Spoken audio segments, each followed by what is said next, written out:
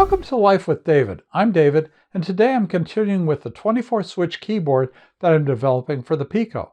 Last time, we converted the MicroPython proof-of-concept keyboard scanning routine to a fast, reliable program written in C. This time, I want to integrate the keyboard with an SSD1306 OLED display and use the keyboard to modify individual bytes of the Pico's random access memory.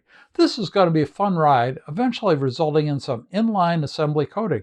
So why don't you join me as we get down to some byte-level data manipulation with the Raspberry Pi Pico. My goal today is to read and write individual bytes in the Pico's RAM using the 24-button keyboard I worked on last time. I want to display the results of those operations on the SSD1306 OLED display that I covered in my Risky Business Act 5 video. The first thing I need to do is to combine keyboard and display routines to see if they'll play nice together. I'll combine all the include statements and get rid of the duplicates. I'll do the same with the global variable statements. The keyboard was originally set up to decode the keys in ASCII, but now I want to use numeric values, so I changed the decoding array.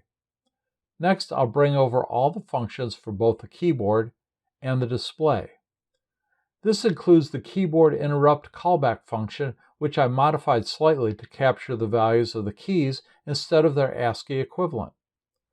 Finally, I'll combine both main routines into one. In this case, I start with the initialization of the Pico and a delay that lets me start my terminal emulator. The next statements initialize the display, followed by initialization of the keyboard PIO and defining and loading the special sequencing word into the transmit FIFO. It's here we begin our endless loop, which consists of updating and driving the display. I'll also update the CMake lists file to include all the required libraries and the new program file name. Let's try it out. The first time I compiled the program, I got an invalid conversion from void to integer. That's weird. It ran before. Well, I made a rookie mistake. I saved the new file with a .C suffix instead of a .c suffix. That invoked the C++ compiler, where this is illegal. Changing to a .c fixed the problem. After successful compilation, I dragged the UF2 into the Pico. For more information on the compiling process, please see the PIO Chronicles episode 22. Here you can see that I can now print out the numeric value of the press key while the display is being actively updated. This demonstrates that both programs can peacefully coexist. This project will be accessing a 64K block of the Pico's RAM. I'll use the hexadecimal keypad to fill a 16-bit keyboard FIFO register. Then one of the keyboard control buttons will transfer the keyboard register to a memory address register, or MAR. This will point to 1 byte of the 64K block of RAM and display the data in that byte. I will use another key to increment the MAR register by 1, pointing to the next byte in RAM, essentially an examine next function. To change the data in that memory location, the new data will be entered using 2 hexadecimal digits, which will occupy the lower 8 bits of the keyboard register. A third button will deposit those 8 bits of data into the byte at the memory location being pointed to by the MAR. The first step is to discriminate between the data and control keys.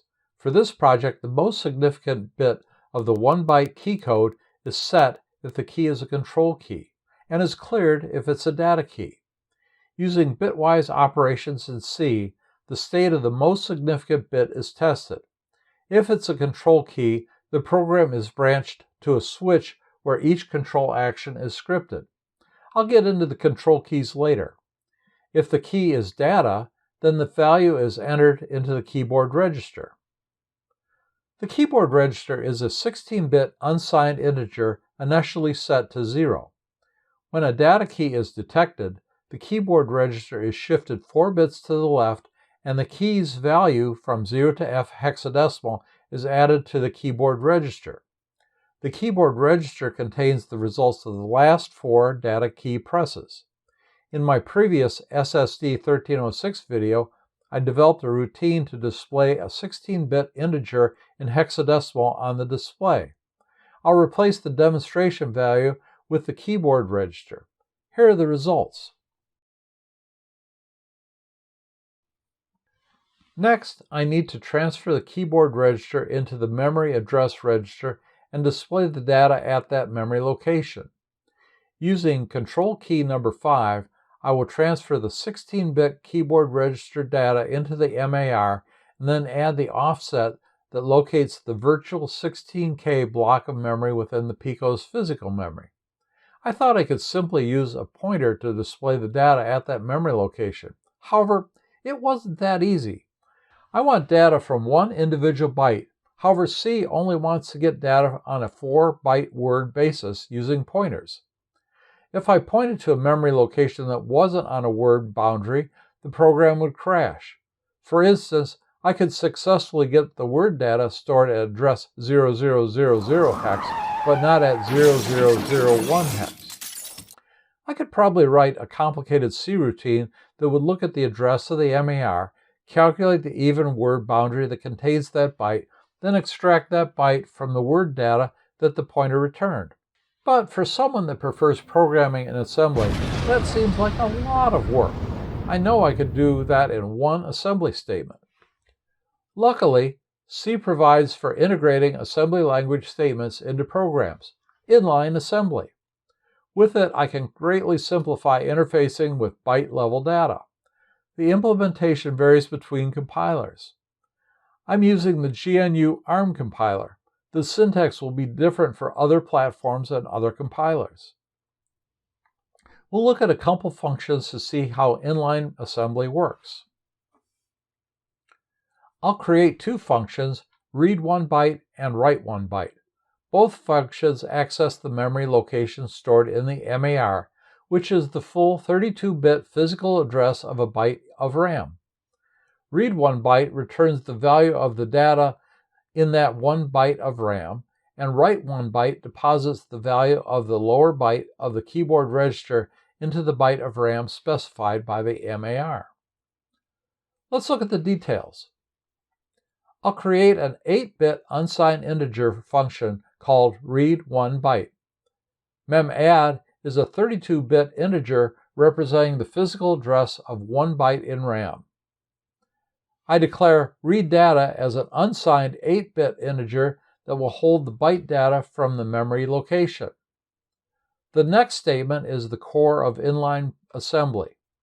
It starts with ASM, which invokes the inline assembler. The keyword volatile tells the compiler not to optimize or reorder the assembly instructions. This is important so that the compiler does not inadvertently optimize the assembly code away. Inside the parentheses are the actual assembly statements written as literal strings. In this case, I'm using only one statement, the load register byte command. The operands for the assembly statement are passed using placeholders.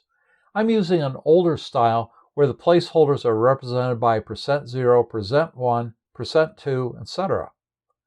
The numbers refer to the order of the values in the following list. Remember, in ARM assembly, the destination is usually the operand closest to the instruction word. Therefore, in this example, %0 represents the result, or the value of the byte being read from memory.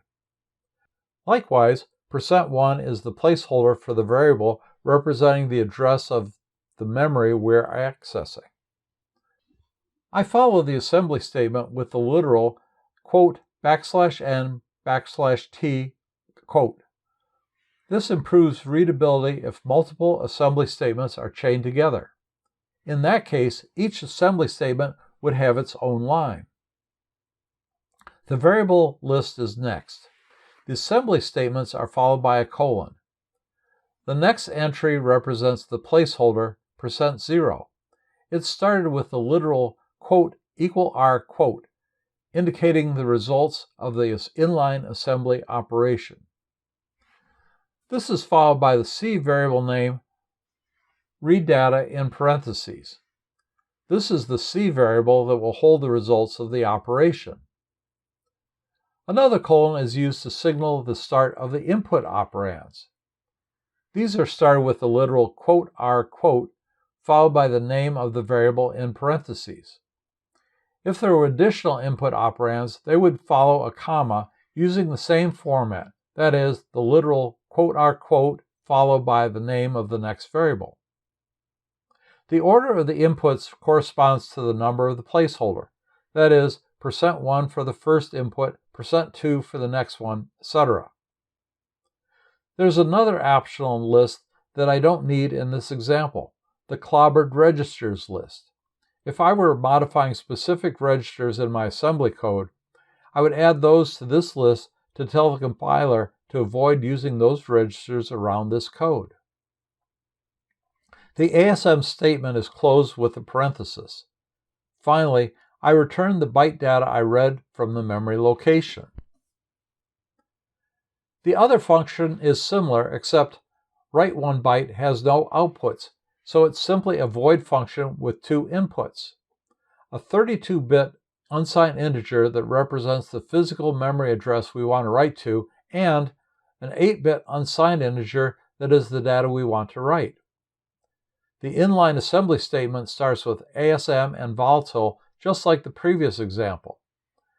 The assembly command is store register byte with the two inputs listed as placeholders %0 and %1, where %0 is the physical address of the memory and %1 is the data to be written. There are no outputs, so that part of the list is left blank. The two inputs are in the order of the placeholders, with %0 being memadd and %1 being write data. Since there are no clobber registers, the inline assembly statement simply ends with a parenthesis and the function is closed with a curly bracket. Those two functions make it easy to write the functions for the load MAR, examine next, and deposit keys. After a control key is detected, the top nibble of the key code is cleared, leaving a key code of 0 through 7. The program enters a switch where the actions of each key are programmed. The load MAR key is key code number 5, so the switch jumps to case 5. All the print statements in this section are for training and debugging and will be removed for the final version. Here, the MAR, which is the 32-bit address of the physical memory location in the Pico, is calculated by adding the 16-bit keyboard register to the memory offset which locates the desired 64K block of memory. That memory offset is set to 20020000 hex, which is the start of the 64K block of memory. Then the data contained in that byte of memory is obtained by using the function read1byte we detailed earlier. Finally, I use a break command to branch out of the switch. The data is displayed on the OLED display by the main program, which outputs the keyboard register, the lower 16 bits of the MAR, and the read1byte data. The examine next key is key code 7, which simply increments the MAR by 1 before reading the data again. The deposit key has a key code of 6. The upper byte of the 16-bit keyboard register is cleared, and the lower byte is transferred to memdata. The function write1byte is then used to write memdata to the byte pointed to by the MAR. Then I'll increment the MAR by 1 in preparation for the next byte to be entered. Finally, I'll read the byte from the new MAR for display. Let's try it out. After compiling the code using CMake and NMake, I'll drag the .uf2 file into the Pico. Then I'll start my terminal program so I can view the debug information. After the screen is initialized, we see the MAR, keyboard register, and memory data displayed on the SSD1306 display. Now I'll type in the address 0100 hex and then press the load MAR key. 0100 is loaded into the MAR and data displays the byte contained at that location. I'll type 00 on the keyboard and then press deposit. This will deposit 00 into the memory location 0100 hex. The MAR will increment to 0101 hex and the contents of that byte will be displayed. Then I will type 01 and press deposit again, writing 01 to memory address 0101. To verify the data was written, I'll type 0100 on the keyboard and press load MAR. The data in that location is now 00. I'll press examine next and the data is 01. The data was written correctly in memory. Success! I want to add the caveat that inline assembly programming can limit software portability. That's an issue for standard general-purpose programs. However, this program is specifically written for the Pico anyway, so portability is not a problem for this application. Thanks for joining me today. This time we integrated my 24-button keyboard with an SSD1306 OLED display. We also use inline assembly to read and write individual bytes in the Raspberry Pi Pico's RAM. Now I'm ready to use this keyboard and display to control another program running on the second core of the RP2040, so stay tuned. If you like this video or you think someone else might, please give it a thumbs up. If not, give it a thumbs down.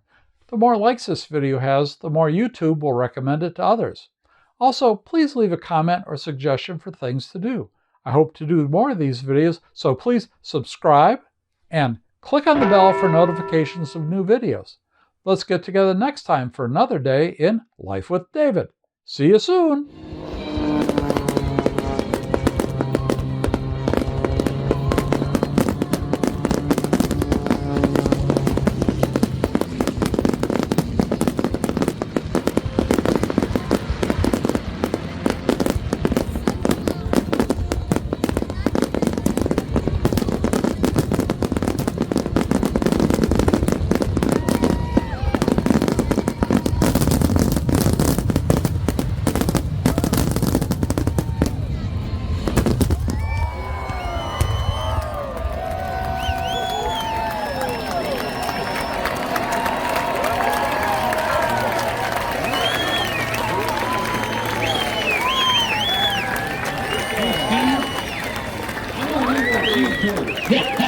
I agree with you there, Luke. What a spectacular show.